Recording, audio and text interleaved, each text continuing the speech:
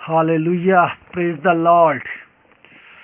हम यशायाह की पुस्तक उसके 30 अध्याय 18 पद को यहाँ पर देखेंगे, जहाँ पर कुछ इस प्रकार से लिखा है कि यहोवा इसलिए विलम्ब करता है कि तुम पर अनुग्रह करे और इसलिए ऊंचे उठेगा कि तुम पर दया करे, क्योंकि यहोवा न्यायी परमेश्वर है और क्या ही धन्य है वे जो उस पर आशा लगाए रखते हैं। मेरे प्रियो, आज बहुत से लोग अपनी ज़िंदगी में ये सोचते हैं कि परमेश्वर उनके जीवन में कार्य नहीं कर रहा है, परमेश्वर उनकी प्रार्थना को नहीं सुन रहा है या उनके कामों में देरी कर रहा है, और इस कारण से वो निराश हो जाते हैं और वो अपने आप को असफल और हारा हुआ महसूस करते हैं। हम लूका की पुस्तक उसके 5 अध्याय 1 से 11 पद में पढ़ते हैं कि किस तरह पतरस खालीपन से बहुतायत में आया। गन्ने तरेस की झील में बहुत सारी नावें थी और उस समय सुबह का समय था और मछुआरे अपने अपने जालों को धो रहे थे। प्रभु यीशु मसीह ने इतनी नावें होने के बावजूद शमौन पतरस की नाव को चुना, क्योंकि वो एक असफल व्यक्ति था। उसने रात भर मेहनत की, लेकिन फिर भी वो एक भी मछली नहीं पकड़ पाया था। मेरे प्रियो, अगर आप असफल हैं तो आज प्रभु यीशु मसीह आपको चुनेगा। अगर आप असफल हैं तो आज प्रभु यीशु मसीह आपकी ज़िंदगी में आएगा। अगर प्रभु यीशु ने असफल पतरस के जीवन में रुचि ली है तो वो आपके जीवन में भी रुचि लेगा। अगर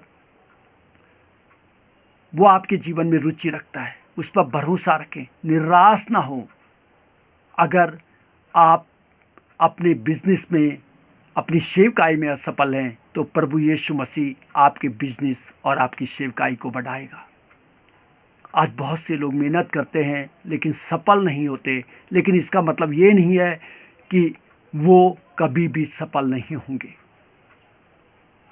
शैतान हमेशा हमें हारा हुआ और असफल देखना चाहता है, लेकिन प्रभु यीशु मसीह हमें एक सफल व्यक्ति के रूप में देखता है। पतरस भी हारा हुआ था, उसने रात भर मेहनत की, लेकिन वो एक भी मछली नहीं पकड़ पाया था। लेकिन इसके बावजूद सुबह प्रभु यीशु के कहने पर उसने फिर से जाल डाला और बहुत सारी मछलियों को वो पकड़ सका। हालेलुया। मेरे प्रियो, आपको भी खड़ा होना है और आपको कहना है कि मैं अपना जाल डालूंगा। आमीन। परमेश्वर हमारे ऊपर विश्वास करता है, हम पर विश्वास करता है, इसलिए निराश ना हो। अगर पतरस अपने खालीपन से बहुतायत में आया तो प्रभु यीशु मसीह आपको भी आपके खालीपन से बहुतायत में लेकर आएगा।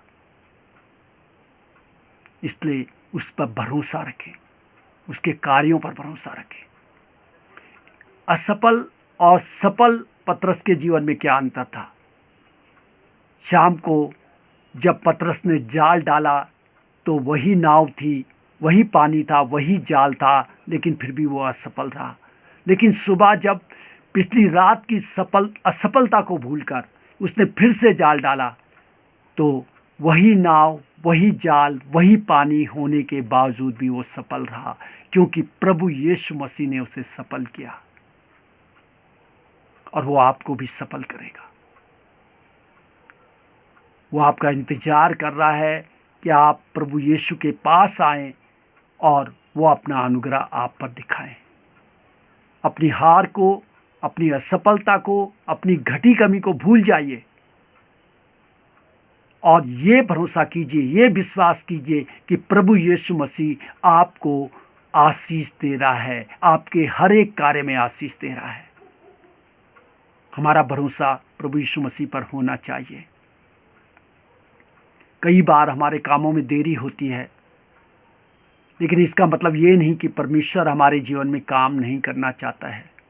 कई बार देरी इसलिए होती है कि उस समय हम उस कार्य के लिए तैयार नहीं होते।